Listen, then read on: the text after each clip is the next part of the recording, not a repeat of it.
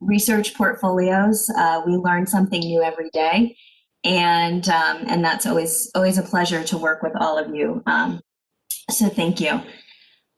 So as far as this transition is concerned, I think Dr. Freuding has outlined very clearly that our intentions for supporting GSEHD remain constant with regards to how we've always tried to provide service for you all. And we'll continue to moving forward. But for the sake of this morning, we're going to run through a few specifics on roles and responsibilities, how the proposal submission process looks, few small changes in that process that you will recognize, but most of it remains fairly unchanged. Talk a little bit about the pod structure and how that plays into how you communicate and work with Viney and I, and potentially various other members of the pod. We'll talk a little bit about the new compliance issues and standards that are being put forth from the university down to both the school and the pod level. I've put award management on here. We're just barely going to scratch the surface. We kind of use that as the line in the sand, shall we say, for making that determination of what falls into pre and what falls into post award. So just outline that a little bit, and then I've got 2 resources at the end just to share with you all. So the questions that were driving this conversation, that I think you've all either had at least one of these or a combination of some of these questions in mind, have to do with, now that the transition has taken place, how do I pursue indicating interest in responding to solicitations, either with foundations or with federal funders? Does the process of preparing, submitting, routing a proposal in Cayuse or various other systems, has that dynamic changed at all, and what should I expect from the process? Probably the burning question in most everyone's mind is, who do I work with, who do I communicate with, and has this changed in light of the transition? And then what are the responsibilities of the school, of the pod, of OVPR,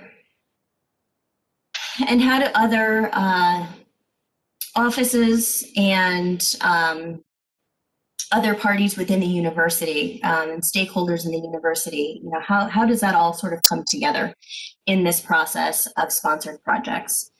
I do want to say just real quickly, I've listed OVPR here on this slide. That's the nomenclature that we've all gotten accustomed to over the many years that we've worked together. There has been a change within the university to start referring to what we've always known as OVPR as OSP, which is Office of Sponsored Programs. They're one and the same, so if you see that change in acronym throughout the slides, I just want you to be familiar that we're still talking about the same entity, and that those are synonymous with one another. So for pre-award activities, again, this is going to be the proposal application development, the submission, looking at subcontracting planning, and then we've defined award management as the award acceptance, possible administrative establishment, and then the award setup process. And so just focusing very quickly on the award management bullet points there, these are still areas that I am typically spearheading and liaising on your behalf with the Office of Sponsored Programs. But again, this is sort of where we start making that the differentiation between pre and post award. So once we get everything accepted and set up, then there's a very clean path to Viney to manage the post award activities. So none of that has really changed from how you've always known the process to look. So what's being asked of our faculty and our research staff? I think that this is an important slide to touch on, because this is where I think you're going to see some of the changes in light of the transition to a shared resource model. So as you've always done, The sooner that you can let us know about your intentions to pursue a proposal, the better for all of us. As it stands right now, our process remains the same, where you would notify me, and then I would submit a proposal intent form that would notify OVPR or OSP and Dr. Freund that the proposal is in development. There may be some changes to this process coming in the future, and that's simply for a bandwidth issue where we could potentially be setting up an electronic proposal intent form that our faculty members would go to that website, they would type in the pertinent information, and when they hit submit, it would notify me, it would notify the pod manager, Dr. Freund, and OVPR essentially all at the same time. So cutting out a step of redundancy in the process. We are still working on how that process might look. So I didn't want to put any more details in here other than what we're currently doing. As soon as we have updates on that, it will be disseminated to you all. But for the time being, we continue to operate sort of status quo there. One of the areas that we are showing a little bit of a change in process, though, is that proposal documents need to be complete before they are submitted to me. So I know in the past, on occasion, we've needed to put in a draft document into Cayuse to start the proposal routing process and notified OVPR that we would be replacing a document during their review. That's no longer acceptable. Everything, when it arrives to OVPR or to OSP for their review, needs to be the final document. And the reason for that is because OSP now is only doing one compliance review. So there will be no more back and forth about questions, about edits. They will do a once over and then that's it. So the onus for compliance and integrity of the documents is falling back to the pod and to the PI. So those documents will need to be submitted to me 10 days before the sponsor deadline. And I know that that sounds like just eons for myself and the pod to have time to look through the documents. Really, it's not a lot of time for us. But because we are responsible for doing these additional compliance checks, we want to make sure that we do have enough time that we can catch anything before it goes to OVPR. I did say here 10 days and not 10 business days. So I am counting weekends in that count. But then in the next bullet point here, you'll see that we talk about that all of the documents need to be uploaded into Cayuse and routed to OVPR, to OSP, 7 business days prior to the sponsor deadline. That is their new mandate. Before it had been 5, they pushed that back to 7 due to volume. In the past, we've also worked jointly, yourselves and I, in defining who would be uploading documents into the various different portals, whether it's Cayuse or if it's an NSF proposal into Fastlane. The Spencer Foundation has their own portal, another example, but on the foundation level. I'm still happy to work with you on that. I would just ask that if there are questions or concerns about uploading documentation, perhaps you just don't have the time to be able to upload documents and spend the enough time working on the technical documents to do both.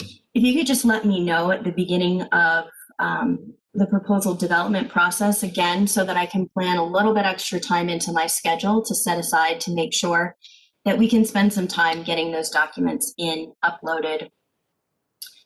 If you decide to upload things yourself, but would like for me to go in and check them, or if you're having an issue, I just want to make sure that we are building that time into the schedule to make sure that we can get everything done timely. Again, I'll continue to do my very best to liaise on your behalf with OVPR during the final proposal edits. Excuse me. During the transition, OSP has decided that when they do their one review, that they will create a document in an email that states all of the different review criteria. So they'll look at the summary page at Cayuse, they'll look at different documents that they're cross-referencing against the RFP, and they will make a list of areas that they see still require edits or some suggestions to bring the document or the application into compliance with their read of the RFP. OSP has always done this, and they've always sent it to me. And I've typically done a first read of those edits, and the things that I am able to tweak and correct on your behalf, I have tried to do so. And then anything beyond that that would require an adjustment to a budget, or for you to actually be making some sort of decision on how their edits might impact your proposal, I typically reach back to you so that we can discuss those. For the time being, OVPR has decided that when they make that list of edits and they send it to me, they will also be sending it to the PI. Now, there is a disclaimer at the top of this email that says, please coordinate with your sponsored projects administrator prior to responding to any of the edits. But because this is a new step, I know people have been a little bit alarmed when they see the email. Again, Pod 1 management is pushing back on OSP, asking that the communication, again, just go back to the normal format that we've had in the past, but I don't know if that will happen. So all that to say that as we start working on new proposals with each other, when that edit documentation comes into your email, please don't be alarmed. I will reach out to you immediately and let you know which of the items that I am able to, again, attend to, and that you won't need to spend any time with. And then we can talk through the remaining items just as we've done in the past. So it's an extra layer of communication / transparency, but it doesn't change the way that we need to interact with one another. Courtney, can I interrupt here for 1 second? I didn't mention, but I think it's important here because you've just given us a big swallow of information. We're happy to take questions along the way, everybody. So thank you for muting yourself, but please don't hesitate. Is that okay to begin now, Courtney, before we move to the next slide? Yes, absolutely. I'm sorry, I should have started with that. Courtney, are you going to, or is Callie going to send out this presentation? Yes, we will send this out. Thank you. Yep, we'll make it available. And we're recording it, Maureen, as well. And your questions will prompt us to perhaps add a slide or two. So we may hold off a day or two while we do that, just to see what other information you all need. So I had put into the chat, but first of all, thank you so much, Courtney, for this update and explanation. Where does OGC now come into this process of editing in one review and not until after? Because sometimes OVPR has things to say in that conversation too. Are they open to that? Sure, that's a great. Or you want to take it on? Sure, I'm happy to. So in a few more slides, I'm just going to show you who our representatives are now in OSP because they have changed. But to your question, and a very important one, if part of the proposal application process is for us to attach a copy of an agreement in Cayuse, then Lisa O'Neill, who's now our representative in sponsored projects contracting, so she's replacing Jennifer Liason for us. Lisa will be notified and she will take a look at the document as we are having the rest of the proposal reviewed. However, she might make some red lines on the document as suggestions, but those shouldn't really impact the actual application submission. Now, being very optimistic, when funding does come in from a proposal that you all have submitted, The award agreement process will include Lisa O'Neill, and if needed, that would be typically the point in the process where she would engage OGC if necessary. So I would imagine that that is going to be less of an issue moving forward, but that would be essentially the place in the process if that were to happen. Great, Does that answer your question? So I just want to distinguish, Ben, I think that's a good question. So for the federal projects, OSP monitors all the federal regulatory information on a daily and weekly basis. For the foundation work, and Ben is largely supported by foundation work, the quirkiness of some of the foundation requests and some of our opportunities have led us first to OGC before OSP and or OVPR. So if you're moving into the foundation work, it's really important, and it's not a known foundation. It's really important that we understand the RFPs.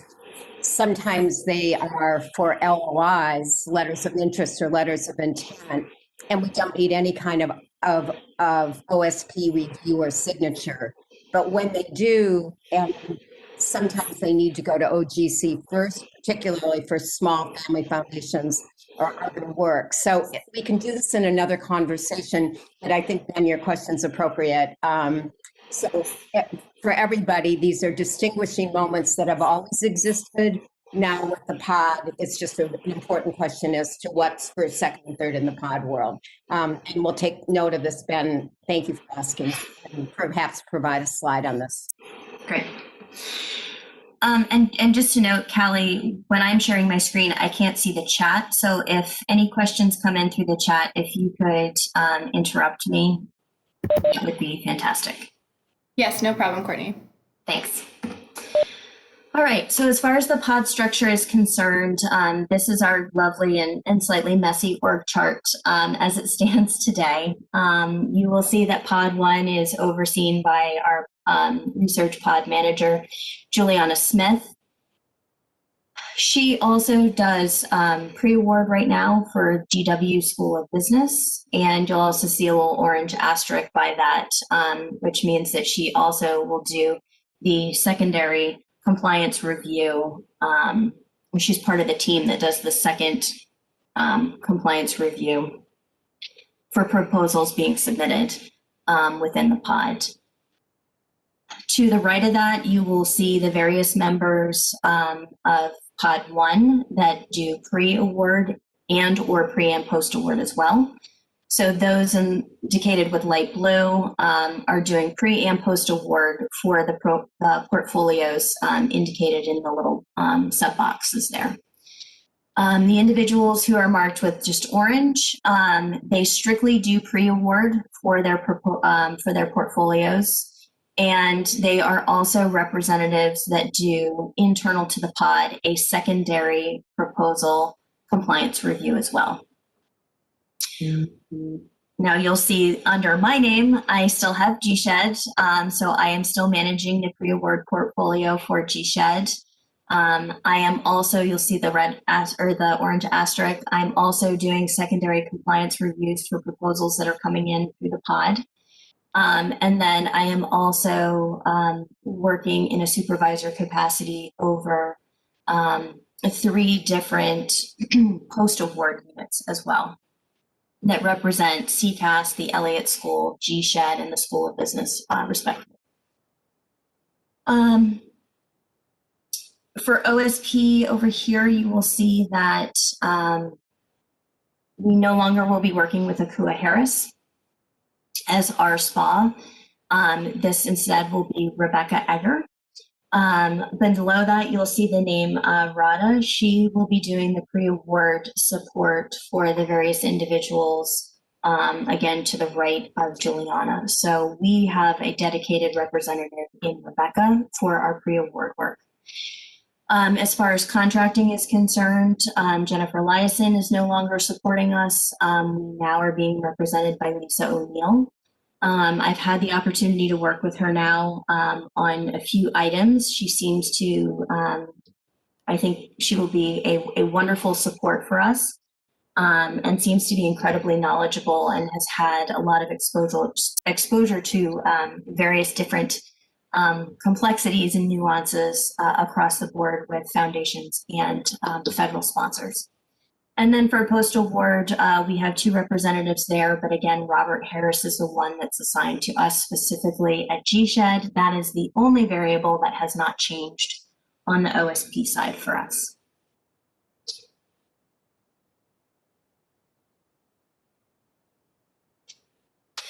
So the proposal process at a glance, I've broken it down into a few different subcategories here. Your intent to submit, the development of the application, routing of the application, review, which to me is compliance, and then approval. And so we've already talked a little bit about when you intend on submitting a proposal, what that process looks like. So I don't want to spend too much time there. As far as the development of your application, again, the PI and the PI's respective team is responsible for preparing technical documents. And you're also responsible for checking them for accuracy, both formatting wise and against the requirements of the RFP. I will continue to collect institutional documents and signatures necessary for proposal applications. And I too will be doing a check for accuracy on everything. And I think we've already talked about this. I will work with you to get things uploaded into sponsor-specific portals, and then I will continue to own the responsibility of uploading documents right now into Cayuse. So that's not something that you need to be burdened with. As far as the routing process is concerned, again, the onus is sort of being pushed back on both you all and myself to do a first round of compliance review, again, making sure documents are formatted properly, that they are the right versions of documents that may be requested by the sponsors. And then I will work with you to get everything routed through to Cayuse. I will say that there's one new step in the Cayuse routing. So typically I will sign off on the entry. It then generates an email that goes to the PI for review. There will be a new step in there where there will be a secondary compliance review happening in pod. So one of those people that was highlighted in orange, Juliana, Jessica, Joseph, or myself, in this case, not me, but one of those 3 other people will then take a look at the proposal, and they will be a second set of eyes on it to make sure that we're hitting all of those compliance points. From there, it will continue to route as it's always been. So it'll go to the finance director, it will go to Dr. Freund for review, and then it goes over to OVPR. Again, knowing that they only take one look at it, we want to make sure that we are trying to catch as many errors or compliance issues as possible. So from there, OVPR takes a look at it. They'll provide comments and an edit list. We respond to those, and once those responses are received by OVPR, that will be it. They will then push the proposal on to Sylvia or Monique, who are the authorized organization representatives, or AORs, to sign off on the proposal. If the proposal goes through a system such as Fastlane, research.gov, grants.gov, I believe the Spencer Foundation portal has a mechanism in it as well. The AOR, so Sylvia, essentially would submit the proposal on your behalf. There would be nothing else that you would need to do. For all other sponsors, Sylvia would provide acknowledgement that she approves the proposal and it's ready to be submitted. And then it would be the PI's responsibility to submit directly to the sponsor. And we would ask that when you submit to the sponsor, if you could just keep me CC'd on that correspondence so that we have an audit trail, that would be most appreciated. I don't want to go through every single line in these next 3 matrices. I will bore you all to tears, but they are in the slide deck as a reference. So when you receive these, it's a nice checklist just to kind of go through and make sure that everyone's hitting the proper points and responsibilities, and helps manage expectations of who should be handling what.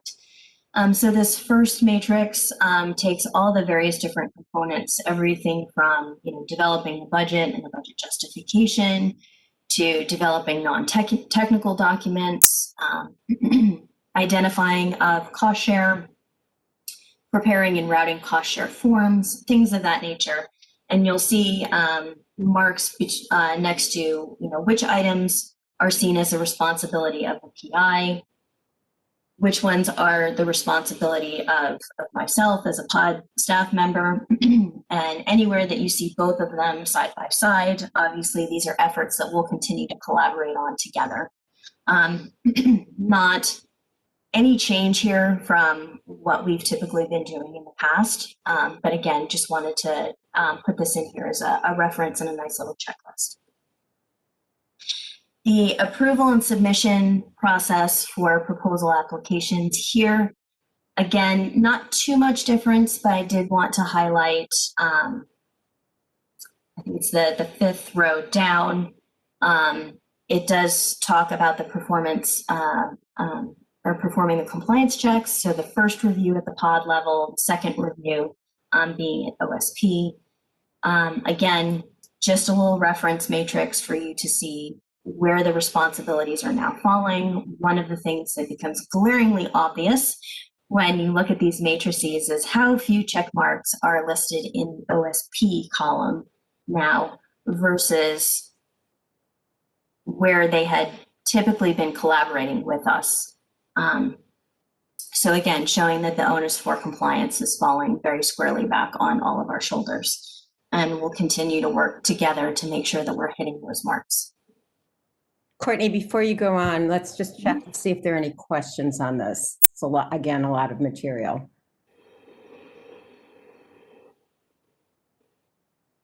While you're dreaming them up, let me just add, for those of you who have been following the transitions in the school, Kate Siebold Brannon as finance director's last day was on Friday. So that in the routing chain for GSEHD now is Matt O'Mara, who has been supporting the finance work of the school. In the deep background of you're beginning to understand how most of us on this call from the ORER team spend our time. Matt O'Mara has been joining our weekly meetings with Kate for about 9 months now, learning about research. So he's ready to go. He's prepared to take on the routing responsibility. In the darker background of our, how do we work this out? We often we prepared Kate, and we will prepare Matt for routings. We will make sure that salaries are posted according to current university rules. And at the moment, Courtney's confirmed this if this has changed overnight. But while there's no salary escalation planned, as you know, for 2021 spring yet, for budgets that are a year or more out, we are putting in an increment, the 3% increment, on the theory that we'll go back to that opportunity salary for faculty and staff. We'll keep you posted. Matt keeps us posted. Matt now goes to the FD's meetings as a representative of GSEHD. So he is consistently aware of Treasurer's Office, Mark Diaz's office policies on that matter, and therefore university policies. So just know the consistency, I think, will be in place, and the CAIU's routing won't be disrupted. Great. Yes, that is very true. The 3% escalation will continue to be built into all of our budgets moving forward on an annual basis. And that has been a directive that's been pushed down from OVPR. Specifically, they have said they want to make sure that we're capturing for escalations. They have also asked that those escalations be put not only in faculty and in staff rates, but they are now also asking us to escalate the student hourly rates as well to make sure that we are capturing enough funding to cover any increases in the minimum wage rates as well. So those are the three components that we'll continue to keep escalating in the budget process. Okay, everyone's still awake? So from a compliance standpoint, we've touched on many of these points. The only thing that I really wanted to mention is that the new step in the Cayuse routing process, where we're asking another pod member to review the applications, they will be doing everything. So they've got we've got a long laundry list, checklist that we will go through, where we will be looking at everything from document formatting to make sure that margins, fonts, page numbering, everything like that matches with what the guidance is in the RFP. We will cross-reference the proposal application against the RFP requirements to make sure that all documents and all headers are in fact present where they should be. And then we're also reviewing budgets to confirm salary rates, to make sure the budget calculations, the formulas are correct in the documents. And then those reviews are actually signed off on that second representative before it moves forward. So we are hoping again that we are going to be capturing most of these issues that OVPR had been capturing in the past. Should the secondary reviewer find something that needs to be adjusted, say there's an error in a calculation, we sort of stop the routing process there so that we can try and address those issues, upload new versions of the document before it continues with the routing process. Again, OVPR is only going to do a very broad review of the documents. Rebecca now has worked with us on 2 or 3 proposals that we've submitted, and she does seem to have a very careful eye when reviewing documents. She's very thoughtful in the comments that she provides, and I think that she will be a wonderful resource for us as well. I think we've really talked about most of these items, so I don't want to beat a dead horse. The last part here is just the award acceptance process and all the various people that come into the different layers of the award acceptance process. So again, Lisa O'Neill will be our representative that we will coordinate with to review the award contracts or agreements with. They are still asking that we as research pod members and the PIs look at those agreements before they are sent to Lisa. That way, if we see anything that are glaringly obvious changes that need to be made, that we can add comments essentially to our email when it's sent over to Lisa. She'll then do her review, including incorporating any comments, questions, or concerns that we might present her. And she is assigning authority to accept the awards. At that time, if there is a need for an administrative establishment, I think we're trying to steer as far away from those now as possible, but sometimes they are necessary.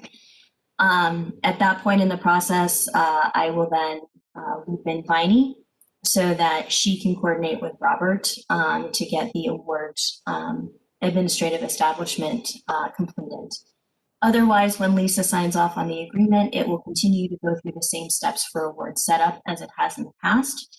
And everything is passed over to Viney's careful management to work with you all from that point on, either administering subawards, doing purchase orders for any purchase services or consultants you might have, and working with you through the hiring process. So again, just a kind of a punch sheet, just to reference. Are there any other questions before I move on to this, which is just a very basic announcement of some training opportunities that are available to you all, minus the second one here? No? Kelly, do you have any? Courtney, before you go on, I think there are a couple of issues I just want to put in here. Everybody has probably heard this. Let me just say it again. The pod is a research administrative unit in the university that is part of shared services that reports to the provost. There is no authority in the pod for taking care of cost share or administrative establishment from a budgetary standpoint. All of that is still in the hands of the school. And so if you're encountering an opportunity and it's got cost sharing, or there's a significant delay once you've been, the award has been acknowledged to you, we can set up administrative establishments on our school's budget, but that has to come back to me as soon as you know that there's any possibility of cost sharing, administrative establishment, or other responsibilities that would be related to the school's budget or other functions of the school. That the pod has no role in that, except for Courtney and Viney being involved in those conversations. And so just as a heads up, as you know, there's been a significant amount of financial drain on the university. So cost sharing dollars have been budgeted, but we have to monitor them to make sure that we're not exceeding the budget capacity that the dean has for the cost. So just to know, that's really important to keep us informed about. The other thing I will add here is that, Callie, will you pop up here so people can see you on the screen? For those of you who don't know, Callie represents all of our OGC issues with OGC. She is the liaison identified by OGC for all partnership and other kind of legal work in the school that doesn't have to do with faculty and HR kinds of issues, but related to research. And Callie's done a great job in establishing a phenomenal relationship with Charlie Pollock, who is filling in for us on these matters because the research lawyer is no longer at the university. So this is a little bit tricky.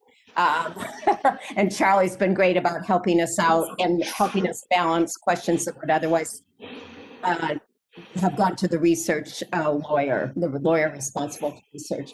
And Viney, if you'll pop your head up or your voice up, I just want to make sure everybody knows who Viney is, and that Viney and Courtney and Callie and I are involved in all of these conversations so that we can keep a smooth calendar going for you as you're trying to get things out of the shop, out of your shop and out of the GW, so to speak. Marie, you have a question? Just waving. Okay. All right. So I just wanted to add those issues in. They're important to you, and they will, particularly cost share, will slow down the routing process if we haven't had enough time to work on it with you in advance of your submission of budget and other items through CAIS.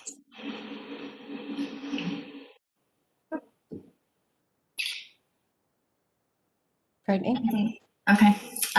So the last slide here I just put up were some upcoming training sessions, and we'll continue to update the GSEHD research community as these become available. I'm not sure that this first one really is applicable to most of you. You guys have a number of proposals and a number of awards sort of under your belt, so to speak. So that one may be a bit elementary for the group.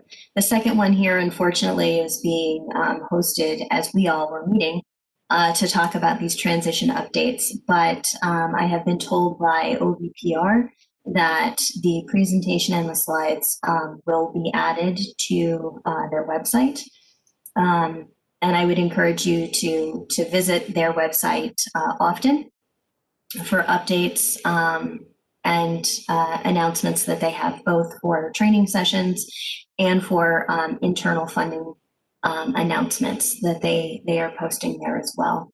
But if you all have any specific questions about the pivot system and utilizing it to try and find funding opportunities, please let me know. We have presented on this topic in the past in GSEHD, so we do have a slide deck as well prepared. And I'd be happy to spend some time with any of you if you're interested in talking through that particular resource as well. And those are all the fun facts and updates that I have at the moment.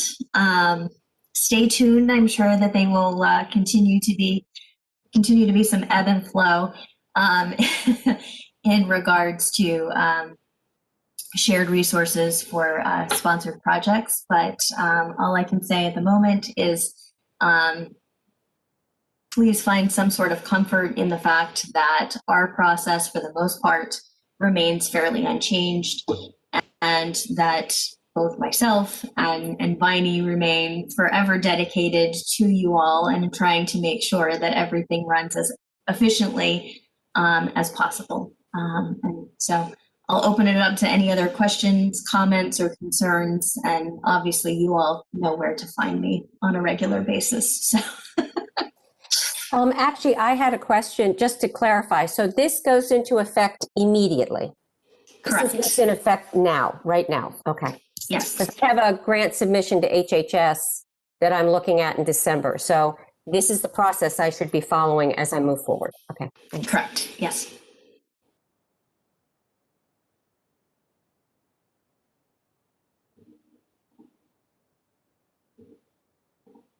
Anyone else? Bonnie, good morning. Good to see you. Callie, did you pop up someplace? You were, yeah, there you are. Got you. I know the sponge isn't this bashful. Or silent. No, I just want to, I mean, I'll express again from our behalf, on our behalf, how appreciative we are of you staying on top of this, clarifying these matters for us. And now for all of you, but for both of you, Courtney and Bonnie, we're well aware that you're already way overloaded. Jobs have now been doubly overloaded. And we'll do our best not to load further on them, but I can't promise. It's okay. Ben, thank you for that. I was just going to ask everybody, staff and faculty on the various research projects, ADRs are very concerned about what Ben just said.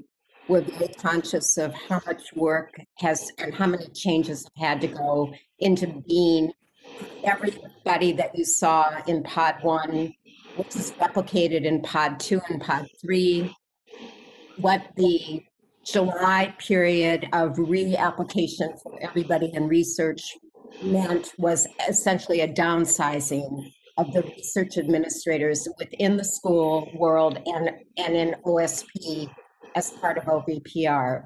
And so our pod with 11 people is serving 6 units.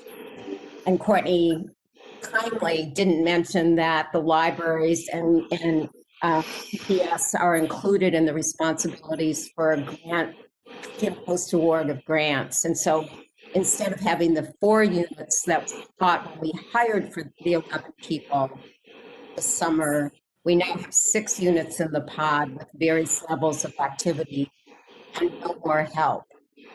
So as the ADR, I want to know I'm spending a tremendous amount of time talking with other ADRs and administrators. Courtney and Viney are keeping me informed. We're working with GCAS. We're trying to minimize non-essential meetings and also take care of the problems and the opportunities that are arising. Keep me informed, please, if there are issues that you see. And here's one that I want to say to everybody that's on this call. There's also been a downsizing of IRB that's come about because staff left. There's an interim IRB director. For research purposes, when you do your IRBs and you begin to see a slowdown, please let me know whether they're for your projects or your doctoral students. or ongoing projects that you have that you've had to modify because of COVID or other reasons.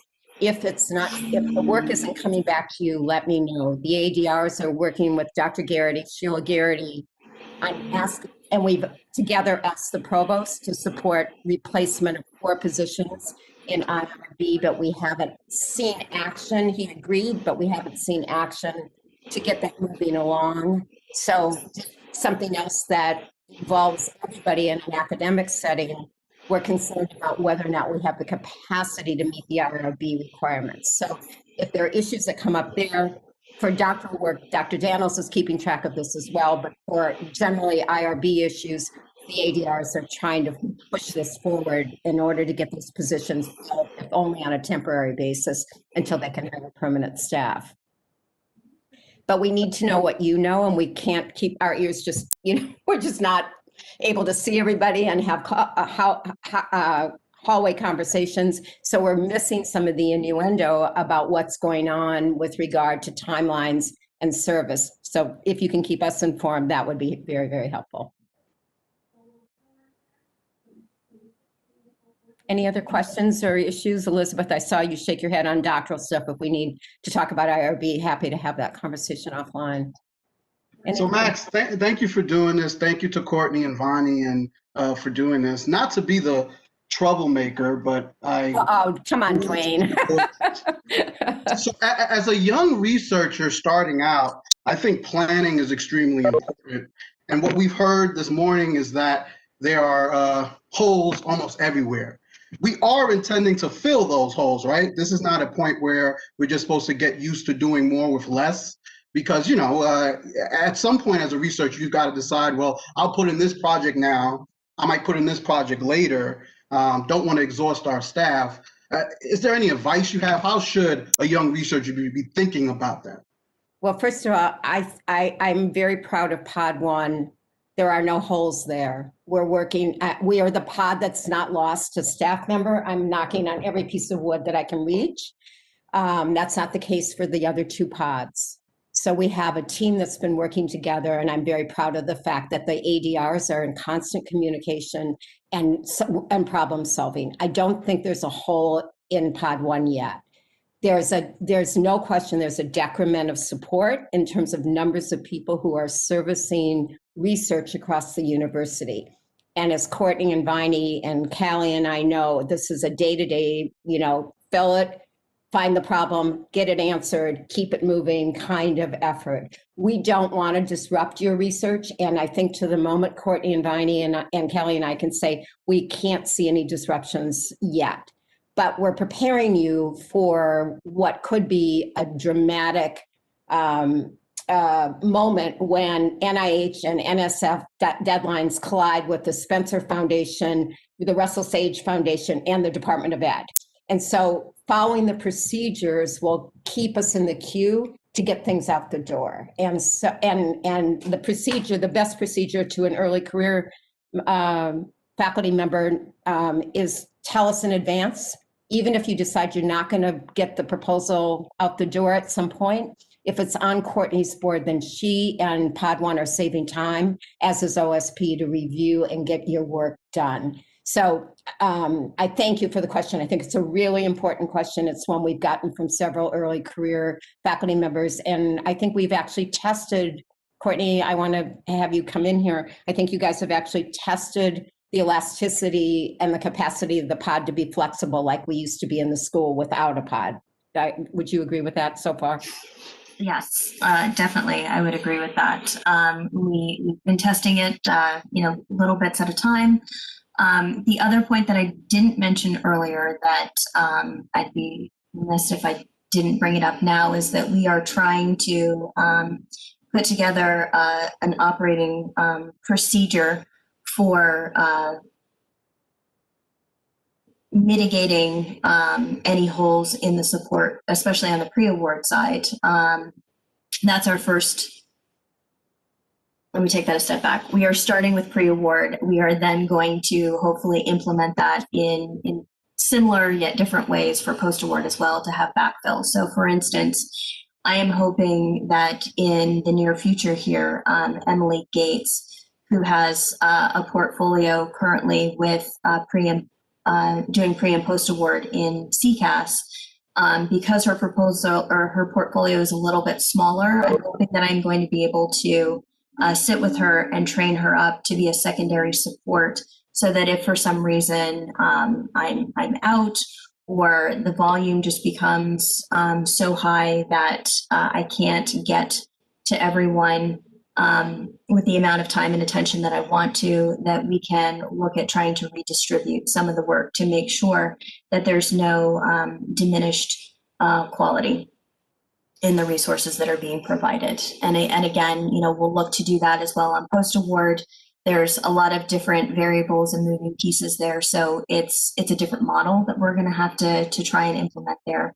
But I'm hoping that we are finding ways and will continue to evolve and adapt in how we don't have holes moving forward. So mitigation is certainly sort of at the forefront of our mind, knowing that it is very much a matter of you've got the resources that you've got, now how do you make them work to the benefit of the faculty? I'm conscious of the fact that people have 11 o'clock meetings. Ben had to drop off, and Alana and Melissa just dropped off. So we'll hang in, but for those of you who have to go, thank you for attending. We'll take a look at the slides and make sure they're up to date, but we'll hang in for a few minutes if there are individual questions. If not, thank you for joining us. Thank you, Courtney, for putting this together, for all of you for coming.